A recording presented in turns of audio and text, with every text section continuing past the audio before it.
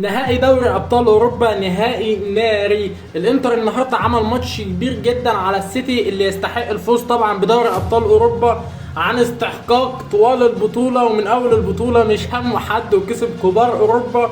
فدي البطوله بصراحه مستحقه جدا وكانت لازم تخضع بقى لان كده حرام. السيتي عمل كل حاجه، انا كنت شايف ان السيتي عمل كل حاجه السنين اللي فاتت، وحان الوقت ان هو يتوج بالبطوله، والحمد لله ان هو قدر يفوز بيها. ولا دي انصاف بس للكوره مش لاقي حاجه تانية. في نقطه، الانتر النهارده عمل ماتش عظيم جدا على السيتي.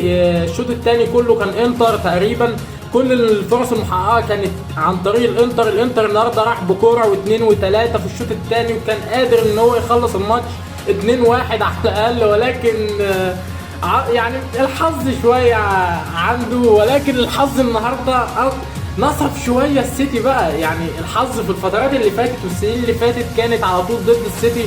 النهارده انا شايف ان الدنيا بدات تحلو كده عند السيتاويه.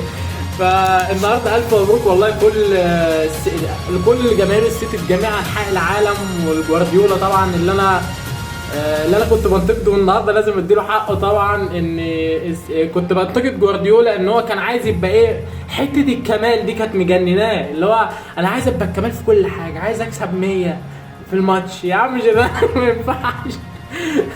فبصراحه جوارديولا من افضل المدربين الموجودين في العالم، وطبعا يعني يتحط مثلا بين افضل 3 مدربين في التاريخ، بس الناس بتتكلم.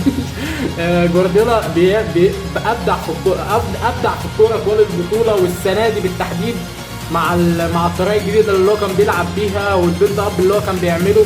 السيتي انا شايفه فريق مرعب، وفي ال5 سنين الجايه، 5 سنوات القادمه ان شاء الله ممكن يقدر ياخدهم كمان مرتين ويبقى واخد 3 ابطال في ال5 سنين الجايه باذن الله. وانا دي حاجه انا بتوقعها يعني.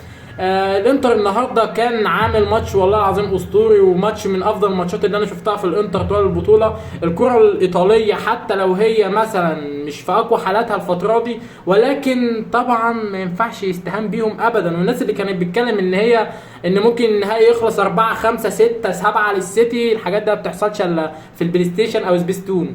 ما ينفعش، ده نهائي. زائد كمان ان انت حاطط نهائي قصاد فريق ايطالي. حط تحت الجملة دي مليون خط. وبس كده يا زعيم حبايبي.